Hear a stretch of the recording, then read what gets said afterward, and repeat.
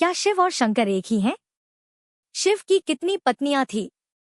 भगवान शंकर का विवाह सर्वप्रथम प्रजापति दक्ष की पुत्री सती से हुआ। फिर जब वे यज्ञकुंड में कूदकर भस्म हो गई, तब उन्होंने दूसरा जन्म लिया और हिमवान की पुत्री पार्वती कहलाई। कहते हैं कि गंगा, काली और उमा भी शिव की पत्नियां थीं, लेकिन वास्तव में शिव के साथ पार्वती का ही नाम लिया जाता है। कितने हैं शिव के पुत्र? भगवान शिव ने पार्वती से विवाह करने के बाद कार्तिकेय नाम का एक पुत्र प्राप्त किया। भगवान गणेश तो माता पार्वती के उपतन से बने थे। सुकेश नामक एक अनाथ बालक को शिव पार्वती ने पाला था। जलंधर शिव के तेज से उत्पन्न हुआ था। अयप्पा शिव और मोहिनी के संयोग से जन्मे थे। भूमा उनके ललाट के पसीने की बूंद से जन्मे थे। अंधक और खुजा नामक दो पुत्र और थे, जिसके बारे में ज्यादा उल्लेख नहीं मिलता है। शिव पुराण में भगवान शिव के परिवार का पूर्ण रूप से और विस्तार में उल्लेख मिलता है। शिव के कितने शिष्य?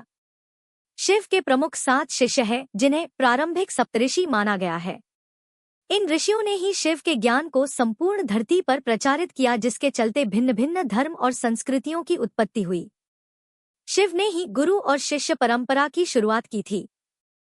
शिव के शिष्य हैं बृहस्पति, विशालाक्ष, शुक्र, सहस्त्राक्ष, महेंद्र, प्राचेतस मनु, भरद्वाज। इसके अलावा 8वें गौशरस मुनि भी थे। शिव के शिष्यों में वशिष्ठ और अगस्त्य मुनि का नाम भी लिया जाता है। क्या शिव ही बुद्ध थे?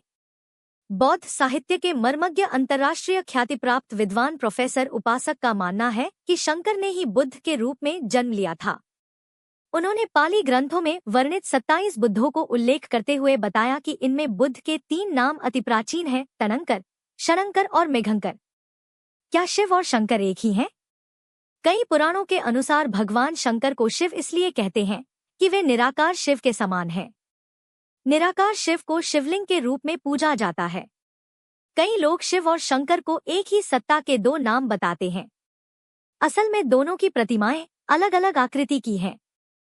शंकर को हमेशा तपस्वी रूप में दिखाया जाता है। कई जगह तो शंकर तो शिवलिंग का ध्यान करते हुए दिखाया गया है। अतः शिव और शंकर 2 अलग अलग सत्ताएं हैं।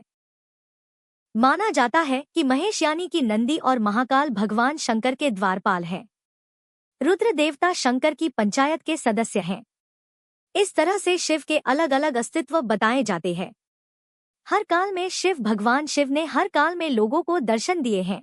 वे सतयुग में समुद्र मंथन के समय भी थे और त्रेता के राम के समय भी, द्वापर युग की महाभारत काल में भी शिव थे और कलिकाल में विक्रमादित्य के काल में भी शिव के दर्शन होने का उल्लेख मिलता है। भविष्य पुराण के अनुसार राजा हर्षवर्धन को भगवान शिव ने मरुभूमि पर दर्शन दिए थे। कलयुग में भगवान शिव के दर्शन का उल्लेख भविष्य पुराण में बताया गया है, लेकिन कहीं भी इसका उल्लेख किया नहीं जाता है। वनवासी और आदिवासियों के देवता? भारत के असुर, दानव, राक्षस, गंधर्व, यक्ष, आदिवासी और सभी वनवासियों के आराध्य देव शिव ही हैं। कहा जाता है कि शैव धर्म भारत के आदिवासियों का धर्म है। सभी दशनामी, शाक्त, सिद्ध, दिगंबर, नाथ, लिंगायत, तमिल शैव, कालमुख शैव, कश्मीरी शैव, वीर शैव, नाग, लकुलीश, पाशुपात, कापालिक, काल्दमन और महेश्वर सभी शैव धर्म से जुड़े हुए हैं। चंद्रवंशी, सूर्यवंशी, अग्निवंशी और नागवंशी भी शिव की ही परंपरा से ही माने जाते हैं।